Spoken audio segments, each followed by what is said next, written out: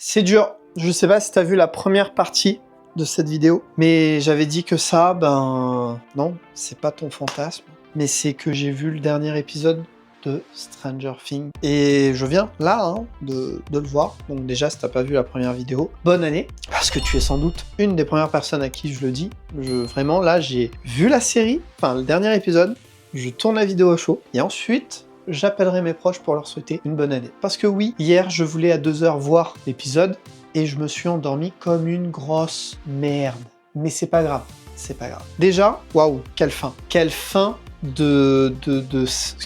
En fait, il y a genre plusieurs fins dans cette fin de Stranger Things. Oui, parce que, même si tu l'as pas compris, attention, là j'ai pas encore attaqué, mais va y avoir du spoil. J'ai fait juste une première vidéo pour te donner envie si tu n'as jamais vu Stranger Things. Si juste tu veux voir la vidéo parce que tu m'apprécies, déjà merci, ça fait super plaisir. Mais si tu veux voir Stranger Things, ne regarde pas cette vidéo maintenant, regarde-la plus tard, ne la regarde pas là. Mais là, ça va spoiler. Attention aussi, c'est une vidéo à chaud. Donc je vais sans doute zapper des choses. Et là, c'est surtout le dernier épisode qui me matrixe.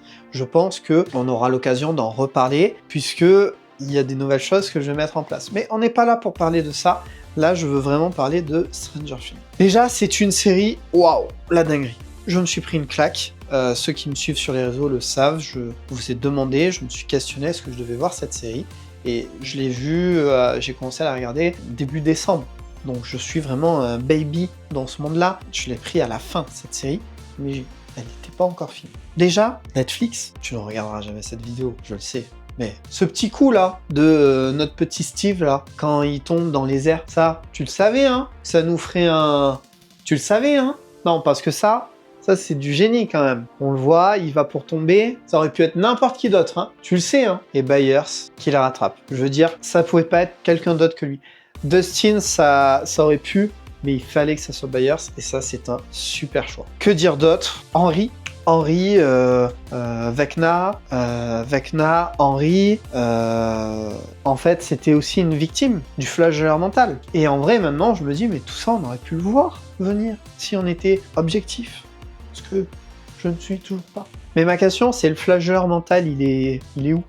C'est bizarre, c'est cette pierre... d'où elle vient. En fait, il y a plein de questions encore que on n'a aucune réponse. Je veux dire pas vraiment, mais on n'a aucune réponse. Parce qu'à un moment donné, je crois que c'est quoi, saison 4, on comprend que Henry, donc il est dans ce monde-là, et qu'il va rencontrer ce flagelleur mental. Donc, bon, moi je m'étais dit, genre, comme par hasard, il tombe dessus. Et genre, il arrive à le contrôler. En fait, là on a les dernières pièces du puzzle, c'est que il a dû être guidé d'une manière ou d'une autre, puisque le flagelleur mental, et il a eu la pierre dans la main, et il lui a dit « Retrouve-moi » à partir de là. Mais ce truc avec Will qui lui dit « T'étais un vaisseau toi aussi, machin », et que Henry lui dit « Laisse-moi ».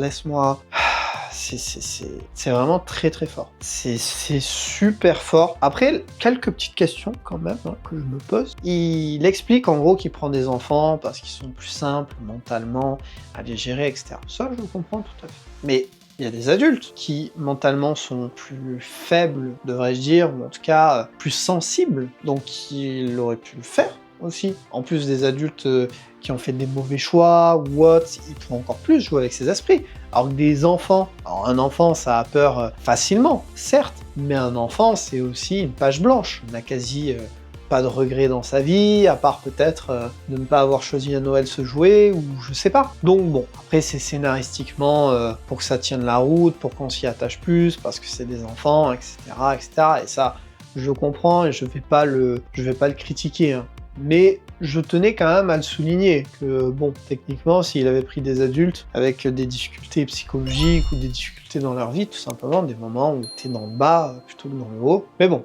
Après, le truc aussi, c'est que des adultes restent des adultes et que, ils auraient pu se défendre plus facilement, que ça soit dans les pensées de Vecna ou même quand il essayait de les capturer, ce genre de choses. Évidemment, Elf, est-ce que, théorie du coup de Mike? Est-ce que la théorie de Mike serait une réalité? Ou est-ce que c'est Mike qui essaie de se raccrocher à quelque chose? Parce que bon, oui, quand il en parle, on la voit du coup découvrir un village perdu, je sais pas, on dirait peut-être là sur un pays un peu scandinave ou un truc comme ça, mais ça peut être vrai comme ça peut ne pas être vrai. N'hésite pas d'ailleurs à me le dire dans les commentaires ce que toi tu en penses. Moi je tiens, je crois Will. Parce que déjà, ça m'a paru bizarre quand Jim, il est arrivé avec la trousse de soins, ou en tout cas de quoi la soigner, et que elle était morte. Je trouvais que c'était super rapide, super bizarre, super machin. J'avais l'impression que justement, on n'avait pas vu parler jusqu'au bout à Elf. Je pense que ce qu'on a vu, les images, c'est une vérité. Après, ce truc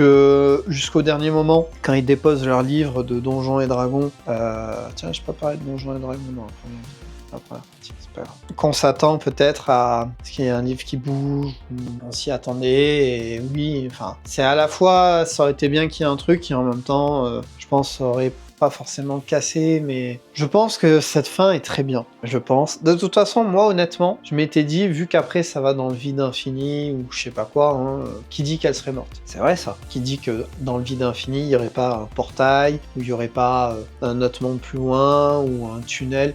On sait pas. Ça aurait pu être... En fait, moi, j'aurais pu me raccrocher à ça. Mais là, je trouve que cette fin est très bien.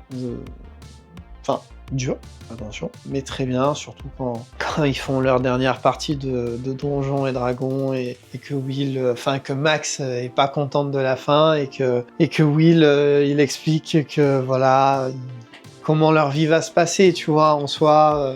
C'est beau. On peut aussi parler des grands frères, et enfin, de la grande sœur plutôt, Nancy, avec Steve, avec Byers, avec Robin.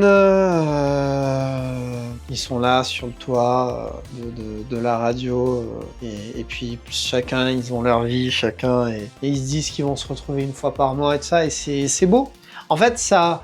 Je trouve que c'est vraiment une fin où ça laisse le truc qu'ils sont toujours là, mais ils continuent leur vie. Et ce que j'apprécie aussi, c'est qu'ils sont pas non plus marqués par... ils sont marqués par ce qui s'est passé, mais ils veulent continuer à vivre et ils veulent pas forcément rester à Steve. Lui, clairement oui, parce que c'est chez lui. Et d'ailleurs, c'est fou, mais Steve, quoi. Steve, je ne pouvais pas me le piffrer au début de la série. Genre le mec beau gosse, parfait, etc. Comme disait Eddie.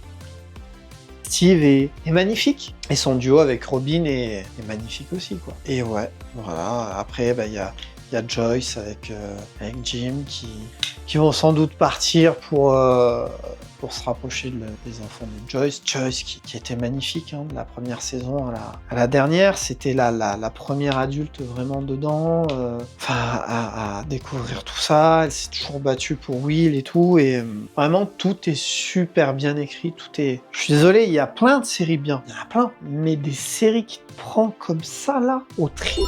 Mais bon, voilà, c'était la fin. Là, je parle à la fois forcément du dernier épisode et un peu de la série en général, et je sais pas si j'y reviendrai peut-être autrement sur la chaîne dessus, mais j'avais besoin, j'allais dire envie, mais j'avais besoin de faire une vidéo sur ça, à chaud, encore une fois. Merci à ceux qui conseillé à la regarder, parce que vraiment, je crois pas que je l'aurais regardé sinon. Et je l'aurais regretté. J'aurais regretté. Un grand bravo aux acteurs, aux équipes, aux scénaristes, à tous, hein, parce que c'est créer un univers, créer quelque chose qui dure dans le temps, pendant pratiquement 10 ans, qui tient la route, qui fatigue pas. Alors honnêtement, la saison 4, c'est pas ma préférée, parce que je trouve que la dynamique est on suit un peu ce qui se passe en Russie, un peu à Hawkins, un peu, je sais plus où ils sont là, aux États-Unis, puis il y a ce côté laboratoire avec 11, alors certes, on apprend plein de choses sur son passé, il y a celui de Henry, mais je suis pas hyper fan. Mais tout est magnifique, tout est parfait,